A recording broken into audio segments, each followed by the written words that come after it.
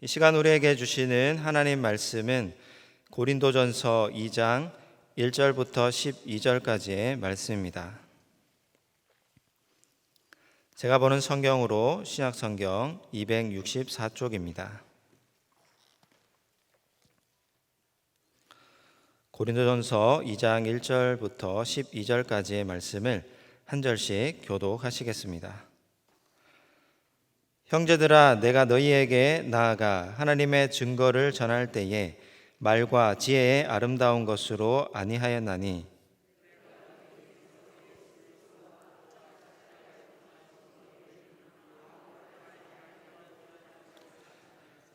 내가 너희 가운데 거할 때에 약하고 두려워하고 심히 떨었노라.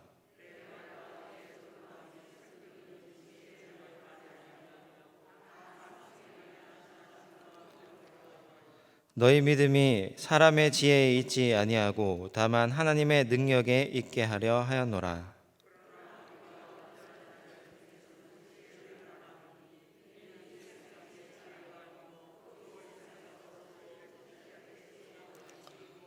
오직 은밀한 가운데 있는 하나님의 지혜를 말하는 것으로서 곧 감추어졌던 것인데 하나님이 우리의 영광을 위하여 만세 전에 미리 정하신 것이라.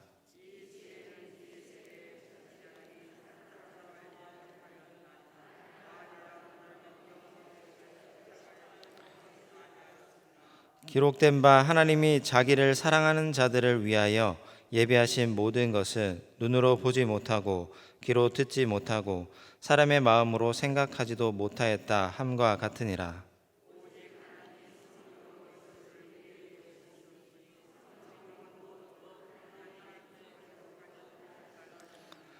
사람의 일을 사람의 속에 있는 영 외에 누가 알리요? 이와 같이 하나님의 일도 하나님의 영 외에는 아무도 알지 못하느니라.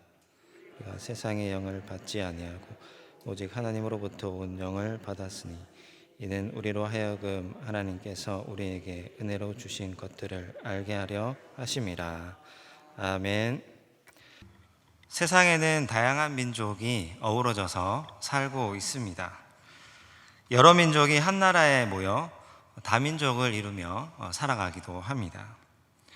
우리나라에도 외국인들이 상당히 많이 들어와서 살고 있습니다. 최근에 코로나19로 조금 줄어들기는 하였지만 우리나라에 거주하는 외국인이 200만 명 정도가 됩니다. 상당수가 외국인 노동자인데요. 그러나 아직까지 우리나라는 이민자나 외국인들에게 상당히 배타적입니다. 오랜 기간 침략당한 역사가 있어서 그런지 외국인을 그렇게 편하게 대하지 않습니다.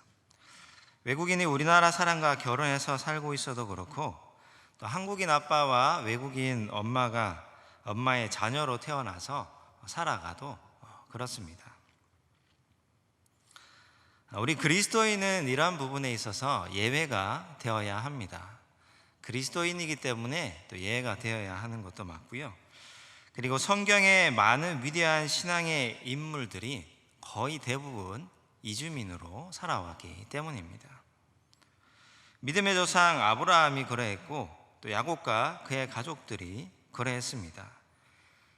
그 집과 또 고향을 떠나서 먼 곳으로 이사를 했고 또 이집트에서 오랫동안 타국 생활을 하였습니다. 그래서 성경에서는 이 나그네에 대한 그러한 말씀들이 꽤 많은데요. 성경은 너희도 나그네 되었던 것을 기억하라 라고 하면서 나그네를 사랑할 것을 강조합니다. 오늘 본문은 이제 고린도전서 2장입니다. 고린도전서는 사도 바울이 고린도 교회에 보낸 첫 번째 편지 내용입니다. 그 내용 중에 오늘 2장을 같이 살펴보고자 하는데요. 이 고린도는 BC 146년경에 로마에서 점령을 당한 도시입니다. 그리고 그 후에 100년 후에 율리오 가이사라는 황제에 의해서 큰 도시로 재건이 되는데 그때부터 로마 제국의 많은 사람들이 고린도로 이주해 와서 살게 됩니다. 그리고 또 항구 도시였기 때문에 상당히 많은 그 지역에 외국인들이 이주해 와서 고린도에서 살게 됩니다. 그래서 상당히 다양한 민족들이 거주하는 곳이 오늘 본문의 고린도입니다. 고린도 교회도 마찬가지입니다. 이 교회 안에는 우리 교회처럼, 우리나라 교회처럼 한 민족만 있는 것이 아니고 수많은 다양한 민족들이 어울려서 신앙생활을 했고, 그리고 지금은 우리나라는 다 동일합니다. 계급이 없습니다. 그렇지만 그 시대에는 상당히 노예 계급도 있었고, 또 황제 신하라고 할 수 있을 만큼 상당히 고위관직의 그런 사람들도 교회에서 신앙생활을 하고 있었습니다. 여러 민족들이, 다양한 부류의 사람들이 모여서 하나가 되기 어려웠으며 또 분열이 있었고 다툼이 많았습니다. 고린도는 항구 도시이며 이 상업의 요충지여서 경제적으로도 상당히 부유한 도시입니다. 또 여러 나라 사람들이 모여 살았기 때문에 수많은 종교가 혼합하여 그런 어지러운 종교의 모습을 갖고 있었습니다. 우상을 숭배하는 이 성전에서 이 몸을 파는 성상도 있었고, 또 거리에는 매춘이 굉장히 흔하였기 때문에 도시 자체가 굉장히 문란했다고 합니다. 이러한 고린도에서 사도 바울은 1년 반 동안 하나님의 말씀을 가르쳤다고 사도행전 18장 11절은 말하고 있습니다. 이렇듯 고린도는 전도자가 하나님의 말씀을 전하기에는 아주 최악의 조건이라고 할 수 있습니다. 그러나 사도 바울은 그곳에서 위로를 받고 귀한 동역자를 만납니다.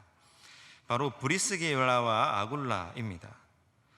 바울처럼 이 부부도 직업이 천막 만드는 사람이었는데 같은 일을 하다 보니까 정말 빠르게 금방 친해졌습니다. 이 사도행전 18장은 사도 바울과 또 브리스길라와 아굴라가 이 고린도에서 또 어떤 모습으로 어떻게 사역했는지 말하고 있는데요. 그 18장의 내용을 살펴보면 이 부부는 또 바울과 함께 살았습니다.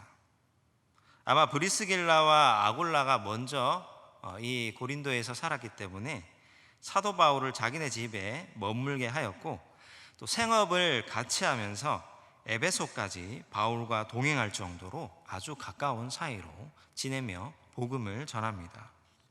그러면서 사도 바울은 이 고린도에서의 사역의 어려움들을 이겨 나갔습니다.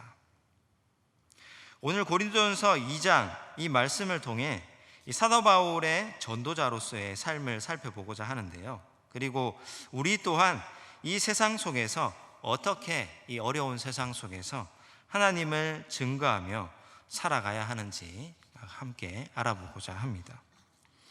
먼저 하나님께서는 우리가 이 세상의 말과 지혜가 아니라 하나님의 능력, 오직 예수 그리스도의 십자가만을 증거하기를 원하십니다. 오늘 말씀 고린도전서 2장 1절 2절 말씀을 함께 읽겠습니다. 시작. 형제들아, 내가 너희에게 나아가 하나님의 증거를 전할 때에 말과 지혜의 아름다운 것으로 아니하였나니 내가 너희 중에서 예수 그리스도와 그가 십자가에 못 박히신 것 외에는 아무것도 알지 아니하기로 작정하였습니다. 사도 바울은 이 고린도의 악조건 속에서 하나님의 증거를 전할 때에 어떤 세상의 지혜나 말과 그런 지식의 아름다운 것으로 하지 않았다라고 말합니다. 오직 예수 그리스도와 그의 십자가에 못 박히신 것 외에는 아무것도 알지 아니하기로 작정을 합니다. 유식한 말이나 지혜는 잠깐 효과를 낼지는 모르지만 결국 그 안에는 하나님의 능력이 없습니다. 예수 그리스도와 그가 십자가에 못 박히신 것을 안다는 것은 먼저 두 가지로 해석할 수 있습니다. 한 가지는 그분의 삶, 또 그분의 인격, 그분의 사랑, 그분의 온유함, 또 그분의 인내, 그분의 겸손함으로 살아가며 복음을 전한다는 뜻입니다. 동시에 그의 복음 전도의 내용에 있어서도 철학과 수사학, 언변이나 말재주, 세상의 지식과 지혜로 그들을 설득하는 것이 아니라는 의미입니다. 복음의 내용이 오직 예수 그리스도와 그가 십자가에 못 박히신 것만 전한다는 것입니다. 다른 곳도 마찬가지지만 특별히 고린도에서는 이 세상의 말과 지혜가 통하지 않는다는 것을 사도 바울이 잘 알고 있었습니다. 그곳에서 천막 만드는 일을 하며 시간 날 때마다 예수 그리스도의 십자가를 전하며, 그리고 그는 십자가에 부끄럽지 않은 그 삶을 그 도시 사람들과 교인들과 함께 살아갔습니다. 사도 바울은 특히 이 고린도에 오기 직전에 그 바로 위쪽 동네인 아덴, 지금의 아테네에서 복음을 전하였습니다. 이 아테네는 또 상식으로도 잘 알려져 있듯이 철학자의 도시입니다. 그곳의 사람들은 특별히 이 종교심이 많았고, 또 새로운 종교나 철학, 가르침에 대해서 호기심이 참 많았다고 사도행전은 말하고 있습니다. 그곳에서 사도 바울은 여러 가르침과 자신이 알고 있는 수사학과 철학을 동원해서 말과 지혜로 복음을 전하였으나 믿는 자가 그리 많지 않았습니다. 그리고 고린도로 오게 되었는데, 이 고린도 사람들은 아덴 사람들하고는 완전히 다른 사람들입니다. 복음을 전하기에 주변 상황이 훨씬 좋지 않았습니다. 아덴 사람들은 신사적이고 종교심이 많았고, 반대로 고린도 사람들은 우상과 행악과 부패가 가득한 사람들이었습니다. 그럼에도 불구하고 사도 바울의 이 복음에 대한, 이 하나님에 대한 열정을 꺾을 수 없었습니다. 바울은 안식일마다 회당에서 온 힘을 다해 복음을 제시하고 설명하여 꽤 많은 유대인들을 설득하고 또 그들에게 복음을 전합니다. 그리고 아데네스의 실패를 경험으로 고린도에서는 어떤 세상의 지혜와 말이 아니라 오직 예수 그리스도와 그의 십자가에 못 박힌 것 외에는 전하지 않기로 합니다. 그리고 3절에서는 이 고린도에서 사도 바울의 삶의 태도가 어떠했는지에 대해서 또한 증거하고 있는데요. 고린도전서 2장 3절 이 사도 바울의 태도를 함께 읽어보겠습니다. 시작. 내가 너희 가운데 거할 때에 약하고 두려워하고 심히 떨어노라. 약하고 두려워하고 심히 떨어노라. 이것은 사실 대부분의 이 바울 서신에 나오는 사도 바울의 모습이라고 할 수 있습니다. 매도 많이 맞고 또 사람에게 잡혀서 죽을 위험도 경험하고 또 감옥에도 갇히고 헐벗고 굶주리고, 이러한 표현들이 바울 서신에서 사도 바울을 많이 그렇다고 표현을 하는데요. 이러한 모습은 그냥 단순히 이 사도 바울이 어떤 다른 사람, 외부의 사람들이 자기 자신을 공격하고 위협하고 또 죽이려고 하지만 해서 또 두려워하는 것도 있었겠지만, 특별히 이 사도 바울은 지혜와 지식에 있어서 다른 사람과 비교해도 정말 뒤처지지 않을 만큼 상당히 박식하고 똑똑한 사람임에도 불구하고 그는 하나님 앞에서 너무나 겸손하며 하나님을 절대적으로 신뢰하며 하나님 앞에서 늘 겸손하였기 때문에, 오직 하나님의 도우심만을 간절히 구했기 때문에 그의 삶의 모습은 이렇게 하나님 앞에서 도우심을 구하며 약하고 두려워하고 심히 떨어노라 라고 기록하고 있습니다. 복음을 위해 얼마나 그가 힘써 살아갔는지 이 3절을 통해서 우리는 알 수 있습니다. 4절 5절 말씀입니다. 내 말과 내 전도함이 설득력 있는 지혜의 말로 하지 아니하고 다만 성령의 나타나심과 능력으로 하여 너희 믿음이 사람의 지혜에 있지 아니하고 다만 하나님의 능력에 있게 하려 하였노라. 바로 사도 바울이 이렇게 말할 수 있었던 이유가 또한 3절에 있습니다. 그만큼 사도 바울은 자신의 말과 지혜, 자기가 이해하고 있는 예수 그리스도를 전한 것이 아니라 하나님의 절대적인 은혜와 또 하나님께서 역사하심을, 그 성령의 능력을 간절히 구했기 때문에 그의 복음이 성공할 수 있었습니다. 그리고 4절 5절에도 이 성령의 능력으로 하나님의 능력에 있게 하려 한다고 이야기하고 있습니다. 그때도 그렇지만 지금도 마찬가지입니다. 성도는, 교회는 말과 지혜의 아름다운 것으로 부응하지 않습니다. 그것이 아무런 도움이 되지 않는다는 말은 아닙니다. 교회가 추구해야 할 것은 무엇보다 예수 그리스도와 그가 십자가에 못 박힌 것을 알아가며 닮아가며 전하는 것입니다. 이것이 사도 바울이 고린도 교회에게 바라였던 교회의 모습이며 참된 교회를 이루는 길입니다. 그렇다면 그 결과는 무엇입니까? 이 사도 바울이 전했던 예수 그리스도의 십자가의 복음, 오직 그것을 전했을 때에 성도들이, 사람들이 얻는 결과는 무엇입니까? 그것은 아무리 큰 죄, 흉악한 죄에 빠진 사람일지라도 예수님의 속죄와 그 속죄의 은혜와 구원의 능력으로 새로운 삶을 다시 살아갈 수 있게 됩니다. 어떠한 죄인이라도 예수 그리스도의 십자가를 믿고 그 앞에 서면 모든 죄를 용서받고 새 힘을 얻고 새로운 삶을 살아갈 수 있는 용기를 얻습니다.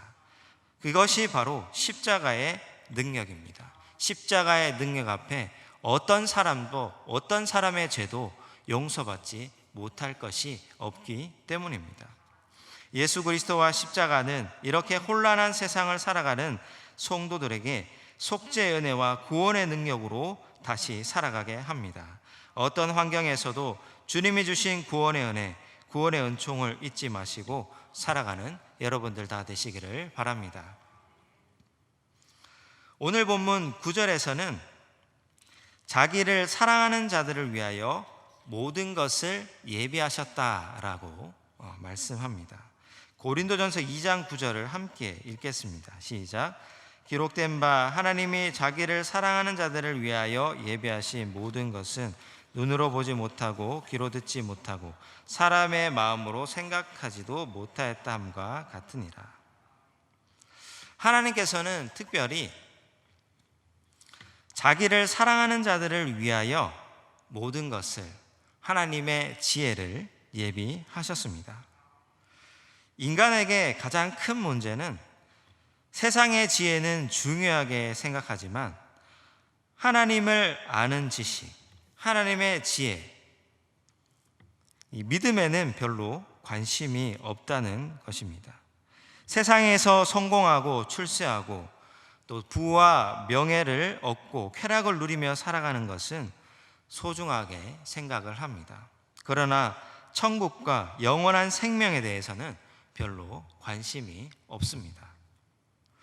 오늘 7절 말씀에서는 이 진리, 예수 그리스도는 감추어졌던 것이며 이 지혜는 이 세대의 통치자들이 한 사람도 알지 못하였다라고 증거하고 있습니다.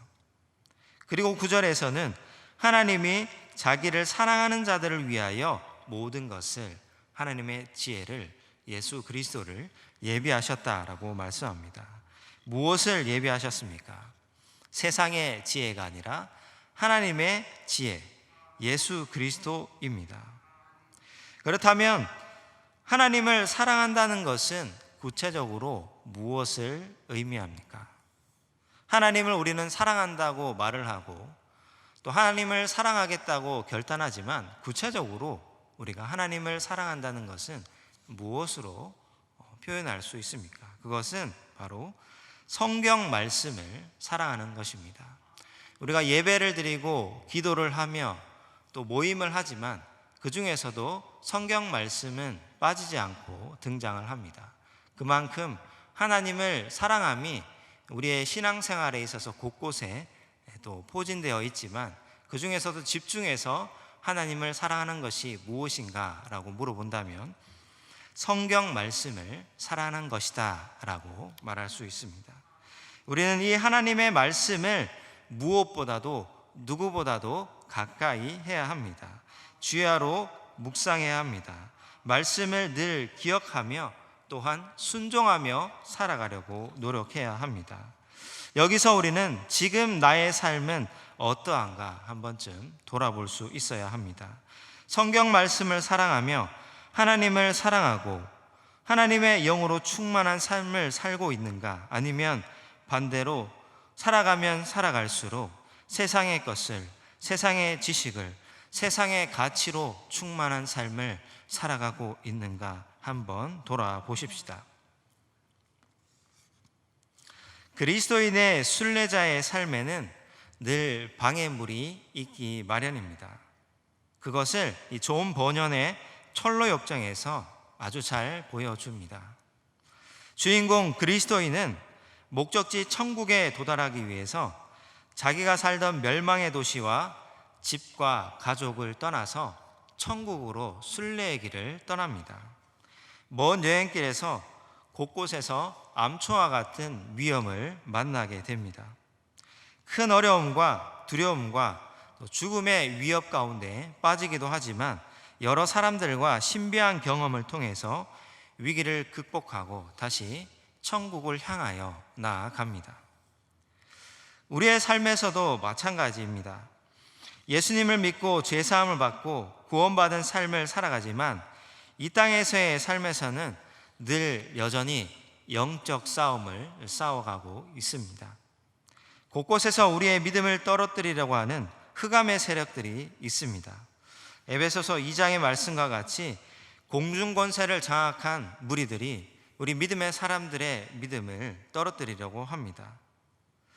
현재 우리나라는 경제, 문화, 사회적으로 참 부족할 것이 없는 발전된 좋은 여건 속에서 살아가고 있습니다.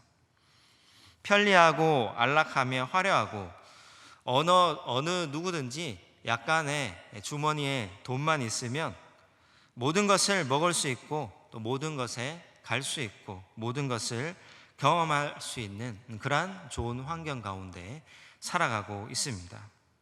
그러나 이 중에는 우리에게 영적으로 유익이 되지 못하는 것들도 참 많습니다. 천국으로 가는 순례의 길에 방해물이 있습니다. 이러한 방해물을 우리는 미리 알고 또 발견하며 또 조심해야 합니다. 이 세상의 방법과 세상의 영으로 세상의 가치로는 하나님의 지혜, 예수 그리스도와 십자가를 알 수도 없고 영적으로 이 세상을 바라볼 수도 없습니다. 오늘 본문 10절에서는 오직 하나님의 성령으로 이것을 우리에게 보이셨다고 말씀하고 있습니다. 오늘 말씀 10절을 함께 읽겠습니다. 시작. 오직 하나님이 성령으로 이것을 우리에게 보이셨으니 성령은 모든 것 곧 하나님의 깊은 것까지도 통달하시느니라. 사람의 능력으로는 하나님의 말씀을 또 예수 그리스도의 십자가를 이 악한 영의 세계를 온전히 이해할 수 없습니다. 오직 하나님의 영 성령을 통해서만 할 수 있습니다. 우리는 하나님의 말씀을 통해 엄청난 은혜의 세계를 맛보게 됩니다. 하나님의 놀라운 은혜를 성경 말씀을 통해서 경험할 수 있습니다. 하나님의 말씀 안에는 우리가 상상할 수 없는 신비와 기쁨과 희망과 지혜가 있습니다. 성경은 모든 사람들의 손에 들려져 있지만 그 안의 보물을 캐내는 사람만이 그 보물을 소유할 수 있습니다. 오직 하나님의 영, 성령을 의지하며 구하며 바랄 때에 우리는 그 하나님의 놀라운 은혜, 놀라운 하나님의 지혜를 맛볼 수 있습니다. 하나님께서 이 어지러운 세상 속에서 우리의 믿음을 지켜주시고 값진 세상의 무엇보다 하나님의 말씀을 사랑하는 마음을 우리에게 주시기를 바랍니다. 그리고 우리의 눈을 밝히시어 하나님의 지혜, 하나님의 능력, 예수 그리스도의 십자가의 은혜를 보게 하시며 알게 하시며 더 굳건한 믿음을 우리 모든 성도들에게 주시기를 바랍니다. 기도하겠습니다. 살아계시고 우리와 함께 하시는 하나님 아버지 감사합니다. 오늘도 이 수요일 아침에 우리 믿음의 성도들을 성전으로 불러주시고 또 각자 주어진 처소에서 온라인을 통해서 예배드릴 수 있도록 인도하여 주시니 감사합니다. 이 세상을 살아가며 하나님을 사랑해야 하는데 세상에 너무나 좋은 것들 때문에 우리의 마음이 점점 하나님께로부터 멀어질 때가 있음을 기억합니다.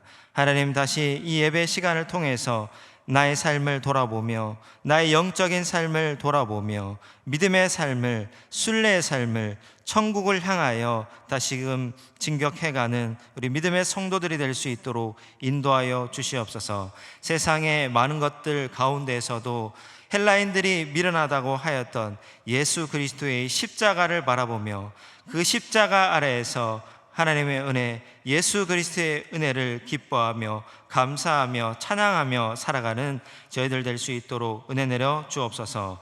예수님의 이름으로 기도드리옵나이다. 아멘.